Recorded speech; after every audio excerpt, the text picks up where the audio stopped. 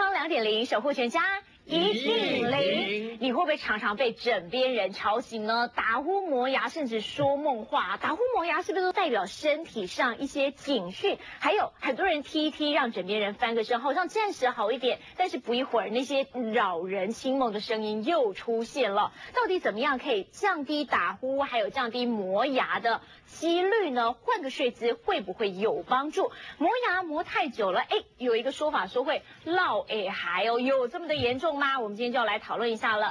提到这打呼哦，大家都有经验嘛，没错，鼾声都听过，对，鼾声雷动，真的是，人家是欢声雷动，我们是鼾声雷动这样。而且没有鼾声是睡不着觉的，很多人已经到了这个老婆太就是说，如果我不打呼，她是睡不着的，她睡不着，已经没有办法睡了。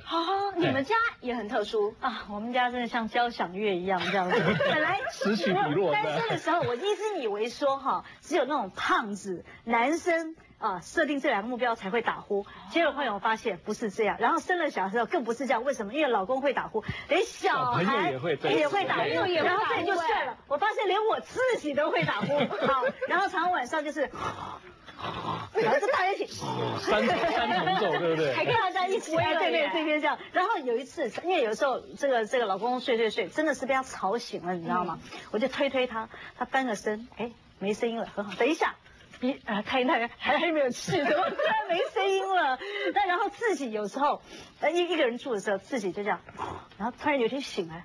怎么会突然醒？被自己的呼声吵醒了，对，精神很妙。而且好像某一些状况之下，大家呼声会比平常更大声。对，像我如果喝酒喝多一点，快到醉的时候，我老婆本来都还可以适应我，可是当我喝完酒的那一个晚上，她说：“求求你到外面吧。”直接把他请出去了。本来只是小鼓，现在是大鼓。砰砰砰砰，这种呼声太大声了。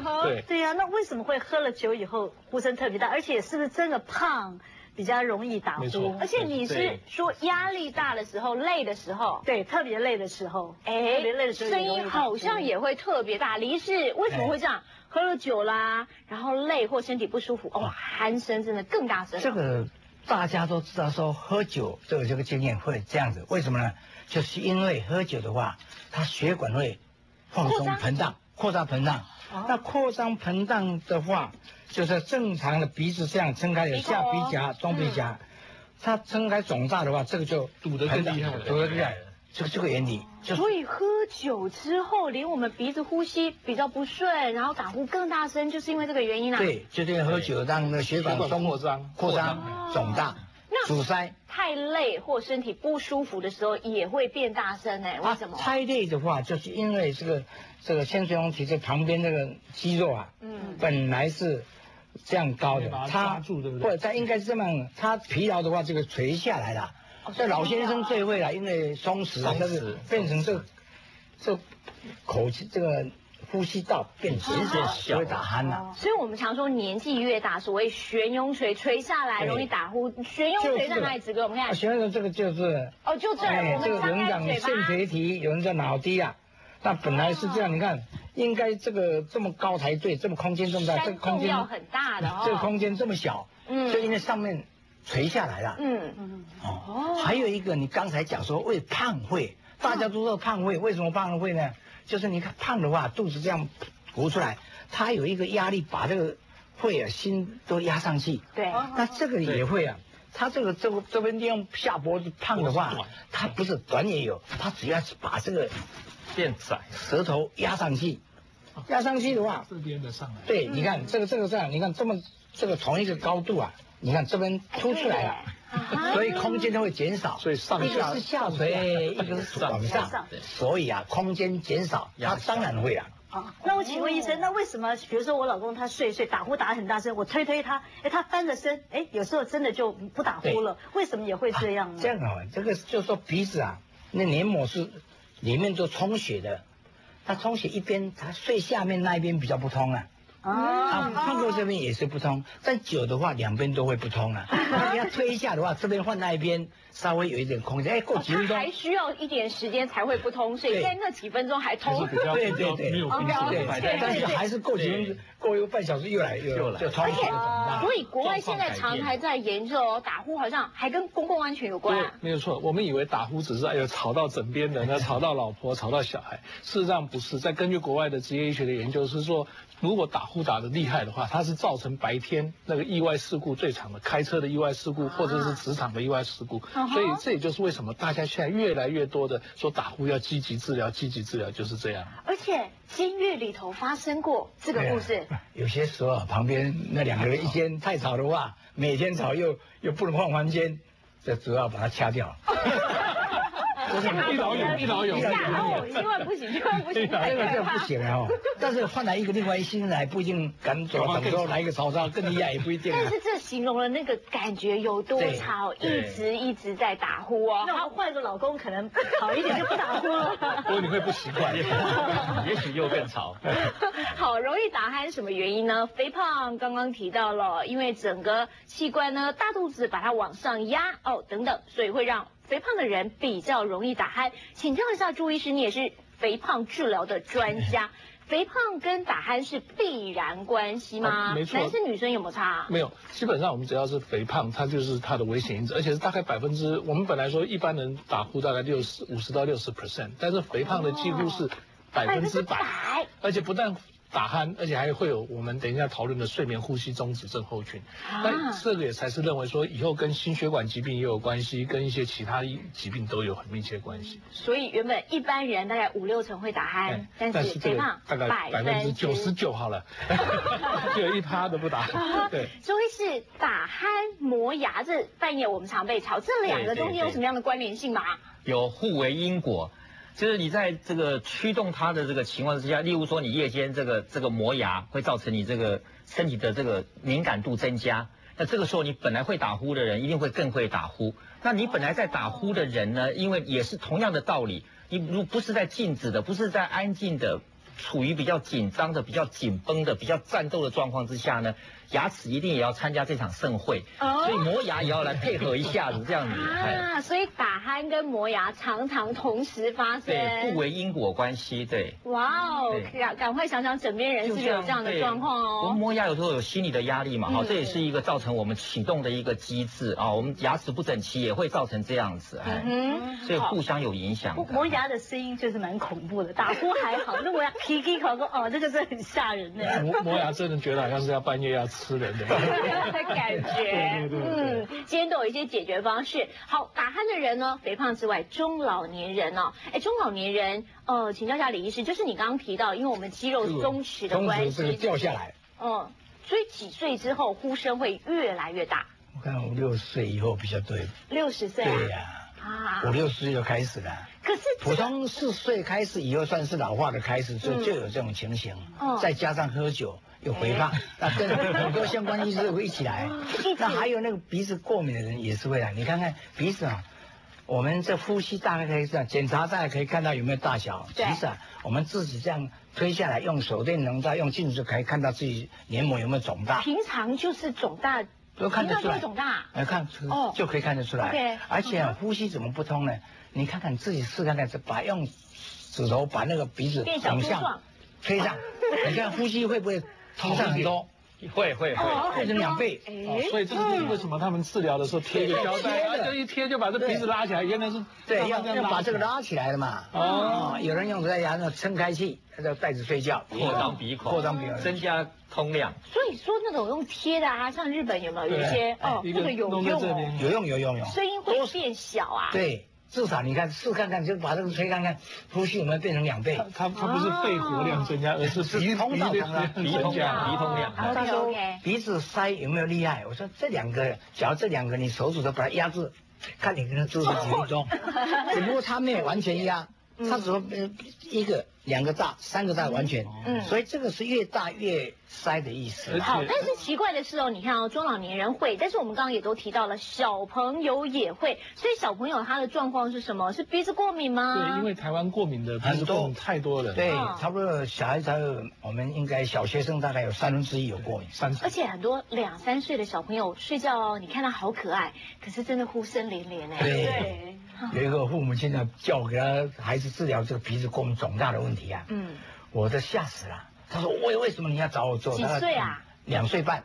哇，还小哦，我被逼着做。哦。说你为什么找我？他说你会好啊，那也不能逃掉。那你为什么要这样做？非做不行吗？他说我这个孩子啊，这个躺下去啊，他马上就哭了，不能呼吸，哭了不能睡觉。我们夫妻2个人都抱他睡觉啊，所以他就非做不行了。其实我内心也非常害怕，2岁半要做手术。对。那结果就把那个变成缩小就好了。这跟小朋友猝死搞不好也有关系。有关系。对。他不晓得。所以变成家长如果发现小朋友会打鼾，就要特别注意哦，因为刚提到跟猝死这方面有关。吕医师这边还有一个下巴后缩，这3个都可以理解。下巴为什么也跟打鼾有关？下巴就是说下巴后缩，就是我们这个下巴是这样子，这样在动。咬东西不是上下一起动，是下面动而已啊。那这个地方有人这构造上比较往后偏的话，他就把这个提起来，这牙齿跟整个的往后面去，这个牙就比较对。对，这个在模型上也可以看得到哈。如果这个下巴向后缩的话呢，最重要打鼾就是呼吸道变小，好，用各种方式变小，有血管的啦，有肌肉的话，那这个就是后缩以后把下半部的提升上去了，呼吸经过这个通道的时候呢，又变得比较小了啊。所以这样相对后道的人就比较不会嘛，对不对？对，看它的构造空间比较会浮上来，空间比较大一点。OK， 好，打鼾哦，大家不要以为只是小事而已，因为有的时候是真的要积极治疗。你刚刚说跟心血管有关，就是睡眠呼吸中止症，这个到底是怎么回事？真的会呼吸中止啊？听起来好可怕。事实上，大家觉得打鼾还没关系，因为他最起码一直打，他还表示都有在呼吸。那我们最怕就是很多人在睡到半夜的时候突然没有呼吸了，你突然听不到声音，听不到越久你就越担心了。所以你太太听到你打呼，她就还表示我健在。对，事实上对，如果我们中间超过10秒钟没有呼吸，那就叫做睡眠呼吸中止症候群。如果超过30秒，那就一定要去看医生。大家想想看，我们如果10秒不呼吸，刚刚李医师讲的，如果我们10秒不呼吸，我还可以忍耐一下。对。可是如果你半分钟憋气憋半分钟，你看看。所以这就是出来的问题在这里。好，睡眠呼吸中止呢，是因为呼吸道的软组织塌陷导致气流阻塞，像选用权那些掉下来，然后把你的整个通道都塞住了，导致呢空气没有办法进入肺部，血中的含氧量急剧下降，长期下来造成心肺方面的负担，心律不整、高血压、肺动脉高压，还有心室肥大，甚至脑溢血、中风这么严重。所以我们认为说，这个心血管疾病目前最重要的一个危险因子，尤其是胖，它可能就是因为这个叫做睡眠呼吸中止症候群造成。吕医师，他的打呼的呼声跟我们一般的呼声有不一样吗？他会突然很喘吗？还是睡到一半？很难讲，有些是这个打呼的声音，好像在恐叫的话，那你很受不了了。那小声音，大家多多少少也会，没有关系嘛。对。那忍受度不一样。对，呼吸中止症的人呢，他有什么特殊性吗？基本上他就停止了。就是突然没有，完全没有声音，世界变得太美好，都没有声音了。那这个时候你反而要担心了，这个可怕。对。那我请问医生，像我这样子，我有打呼的习惯吗？可是有时候，比如说要睡觉或者睡到中途突然翻个身醒来的时候，会突然觉得有点没有办法呼吸的感觉。这个就是因为他的呼吸道被你堵住了，是你觉得好像刚刚是没有呼吸，没有换气。对，就是你觉得。所以我们事实上我们在评量的时候，就是量他的那个血里面的氧的浓度。事实上你这个时候就是相对的缺氧。所以你会觉得气不够换不过气来，所以这个才是最大的原因。那这个有没有什么体质的人，比方说胖的人，还是胖。你看玲玲她又不胖啊。对呀，可是我怎么还会这样？好奇怪。不，它有什么样的特殊性吗？一般来讲还是胖的短脖子的 short neck 的性我们说短脖子或是比较粗的，像人家说如果男生是大于17寸。就是40公分以上，女生对，那这些都是比较容易造成的。那刚刚它最重要，对这些原因都还是可能最重要。这个你是自己鼻子过敏，他不发觉，为什么呢？鼻子说肿大，完全不能呼吸，一辈子没有2、3次，只不过是这个越来越肿，这个空间越来越小。那刚好在最小的时候，好像吹口哨一样，你就可以。这个会打呼的声音就会出来。对。那假如说这个完全塞住，当然没有声音，但是错觉就在没有感觉鼻塞。对。其实你鼻子有症状。我们看起来这撑开一看这么大，他说我还可以呼吸啊。是。但躺下去就不能呼吸了。对，躺下去就不能呼吸了。真的是要找耳鼻喉科好好检查一下耶。自己没有感觉有鼻塞症状，但是可能已经肿得非常厉害了，那可能就会发生睡眠呼吸中止症，不管是鼻子或者悬雍垂方面的问题，很严重哎。心血管方面，脑溢血啦、中风、心室肥大，而且本身原本已经有高血压的人就更不好了。这样子呼吸中止下去，整夜都不好睡吧？那对于健康不就更糟糕？所以事实上，他因为睡眠品质不好，所以隔天起来就白天容易睡觉，或者是注意力不集中，或者是我们要注意的时候不注意，就很容易造成意外，像车祸啦，像公安事故啦，事实上都是因为睡眠呼吸中止造成的合并症。好，睡眠呼吸中止症的警讯呢，习惯性大声的打鼾，而且甚至有时候鼾声雷动穿墙而过，这个时候要小心哦。